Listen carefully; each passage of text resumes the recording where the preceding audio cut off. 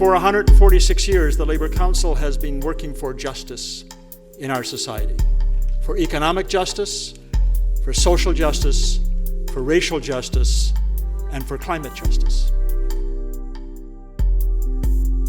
Since the First Nations gave us this name, Toronto, we have been a city and a region built by generations of immigrants and refugees and their descendants. We have to stop thinking of Canada as being founded by two nations. No, it's founded by the Indigenous nation and those two other settler nations. And we're not poor because we are lazy, stupid, or ignorant. We're poor because we do not have the opportunities and have been oppressed. We need equality in education when families are in difficulty. Rather than removing children, let's support the families. We need clean water.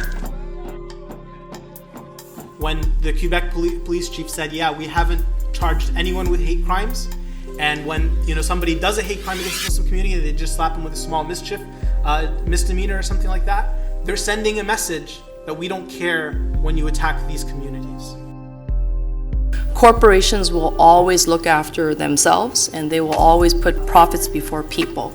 Governments in some cases will look after the people, but in some cases they'll look after themselves. And this is when we come into the discussion around unions and the collective bargaining. How do we organize our community to make ourselves stronger? And these are, to me, the major political forces at play right now. Workers of color are working at 3 or 4 jobs to make ends meet. No one should work full-time in a province and not have enough money to live on.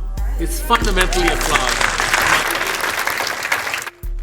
This conversation that we're having on the International Day for the Elimination of Racial Discrimination cannot be had in any kind of credible way if we do not talk about systems of white supremacy.